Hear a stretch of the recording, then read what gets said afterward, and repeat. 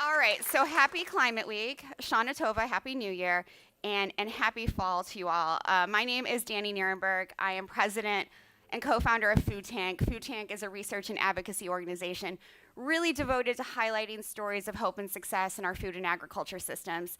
And we do this with the aim to inspire, motivate, and ultimately activate positive transformation in how we produce and consume food. And Climate Week is why we are here to tell stories. And what we're going to try to do today is tell how farmers are at the heart of making our food and agriculture systems a solution to the climate crisis. And I have to be honest, I didn't always, like farmers that much. I grew up in Defiance, Missouri. I'm just being honest. I grew up in Defiance, Missouri. I was there until I was 18 years old, a town at that time of 300 people. And I grew up with farmers, and all I wanted to do was get out of there. And, it took me a minute, but after being a Peace Corps volunteer in the Dominican Republic and going out with farmers and extension workers and learning from them and how they're stewarding the land, after working on farms in the United States and learning from the knowledge that American farmers have, and then spending really the rest of my career, I've traveled to 70 plus countries at this point, bad climate footprint, but I get to interview farmers and talk to them. I've spent hundreds of hours listening to farmers and learning from them, and that's been the greatest joy of my life. So I am so excited to be here today.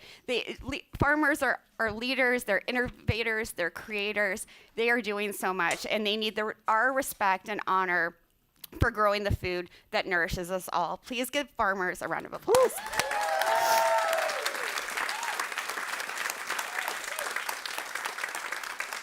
And farmers are facing some difficult challenges, especially the climate crisis. It's making their job more difficult.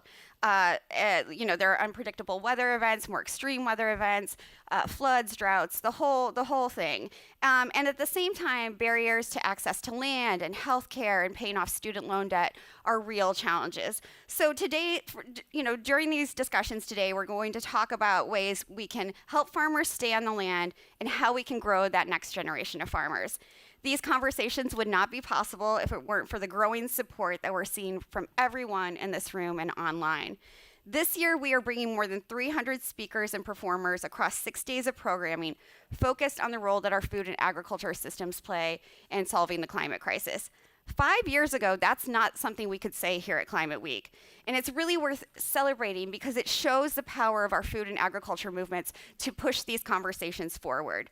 Before we dive into the program, I want to acknowledge our partners. A huge thank you to the American Farmland Trust, including John Piotti. Give him a round of applause. And Joy O'Shaughnessy, where is she? Joy, give Joy a huge round of applause.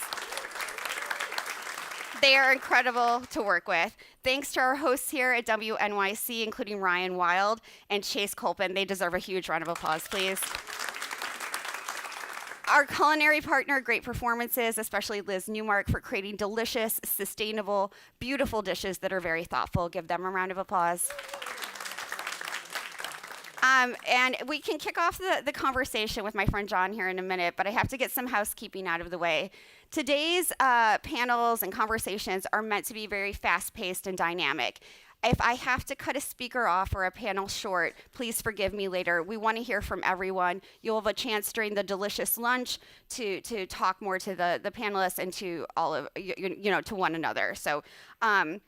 And whether you're in this room or watching online, and welcome to the folks tuning in online, I hope you'll share your favorite moments using the hashtag Climate Week NYC. You can also email me directly at danielle@foodtank.com. I'll do my best to check throughout the day, but Bernie Pollack, my co-founder, is also checking. He's always in my email. So it is now my pleasure to introduce my friend, John Piotti, the CEO of American Farmland Trust. Give him another round of applause, please.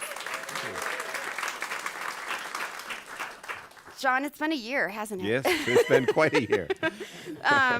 The political landscape looks quite different than it did the last time we sat right here. And I'm wondering if you can talk about how you're seeing farmers and the organizations that support farmers pivoting and really creating new opportunities. Well, you're absolutely right. Well, first off, thank you again for making this possible. These are great events, and Food Tank does such a tremendous job. Thank so you. applaud your efforts. You're right. It's been a crazy year, and a year ago, no one could have really predicted what would have happened. And there have been challenges on so many fronts, right? Farmers are themselves struggling. You mentioned some of the reasons, just the climate itself. I mean, we're increasingly seeing farmers who are dealing with extreme weather events, pollinator disruption, blossoms on apple trees being frozen in the spring, go on, right? And then we're seeing a number of economic disruptions. And a lot of this was happening already. Last year, in 2024, over half the farms in America had negative net income. So there's struggles, but it's not uniform, right? It affects different farms in different ways. And a lot of the challenges were really on the smaller and medium-sized farms in the last few years. Potentially, the challenges are going to be faced by all farmers, because we also have changes in federal policy that have in many cases been really disastrous. And we have uncertainty in federal policy. And in those situations, it's really hard for any business to make good decisions on how to move forward. Can you dig into that uncertainty a little more and how that really affects farmers on the ground, especially those small and medium scale ones? Sure. Well, maybe it's best to talk a little bit. I don't like to dwell so much on the last 6 months. I really want to look ahead and how we can move forward. But I think it might be illustrative to talk a little bit about some of the challenges. So we're an organization, for instance, that provides direct technical support to farmers. We do a lot of other things too, but that's part of what we do. Last year, 2024, we provided direct support to about 25,000 farmers and ranchers, helping them do better by the land. Most of that is federal funding that we receive. And then a lot of farmers are involved in the cost share programs, and I want to underline cost share. A lot of people think the federal funds are these subsidy programs, but it's really to share in the cost of things that do the public good, right? Better farming practices have a lot of environmental and societal benefits, and we need that, and we're sharing in that work. Well, on both of those fronts, there were major changes at the beginning of this year. Organizations like American Farmland Trust, first off, we weren't being paid under any of our contracts, and then many of our contracts ended up getting canceled. And again, I don't want to we don't want to dwell. We want to move forward. That. But for the farmers themselves, that meant they were not getting technical assistance, and then with a lot of these cost share programs, the farmers were not getting paid, including in places where they had already put in their share of the funds. So it was truly devastating. And then over the last 6 months or so, as new things have come out and the like, cancellation of key programs. I mean, a lot of programs that farmers really rely on. I'm sure Jenny Moffett later today will talk about some of the programs with local institutional buying and things like that have now been cut out. Really a shame. So on multiple levels, technical assistance, market development, and the like, there's been changes in federal policy that have been very dangerous. Very dangerous. I want to pivot, though, because you also see some opportunities, especially with bipartisan support for conservation. Do you want to talk about that? Yeah, well, there is still, in my mind, and I'm an optimist about this stuff. I think we're ultimately going to get it right, because we have to get it right, right? But there have been some really good signs, right? So a number of things have happened. First off, I really feel there's still common ground around many of these issues. And one example of that is what just happened in the big reconciliation bill. You can call it the big ugly bill or the big beautiful bill, depending on your perspective. I prefer one of those. Yes.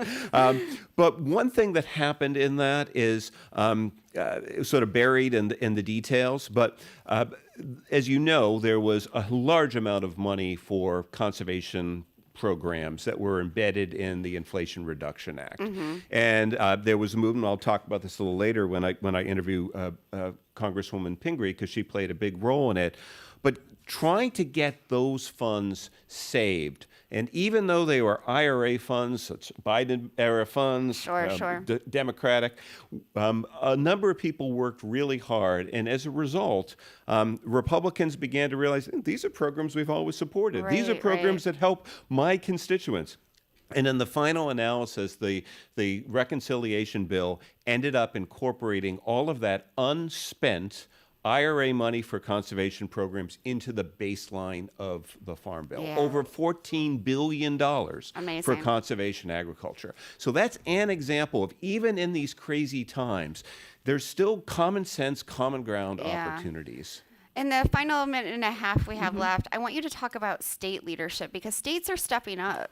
They're stepping up big time. I mean, 10, 15 years ago, states were the leaders on farmland protection programs. Some northeastern states had farm viability programs, but very few states dealt with conservation practices. They really deferred to the federal government for that. That has changed. Many states now have really strong soil health programs, and I think the states are going to be a huge player going forward. We have a panel on state stuff coming up. I'm sure they'll get into that. But between states and activities at the corporate level, more and more companies are stepping up. As I said, I'm an optimist. I really think we're going to get this right, because we have to get it right. And even though there are challenges, I'm going to say what I was going to say. I caught myself on it. What I was about to say is the reality that we have to get it right is ultimately going to trump these political realities of the time. And they are. They are. We're going to come out of this okay. It's just we're going to have to fight hard to get there. Yeah, we have to fight hard. You have a little time left. Call to action for the folks who are here and listening. Well, I think the biggest change in the 35, 40 years I've worked with farmers, the biggest change is that more people in the public understand these issues now, thanks to organizations like Food Tank that have really elevated that learning. Use that. Talk to your elected representatives. They actually listen if they get enough calls, right? Get engaged locally. Support local farms. I mean, there are so many things that can be done. This is a time of opportunity. Thank you, John Piotti. He's my hero. Please give him a huge round of applause. Thank you. Thanks for partnering with us.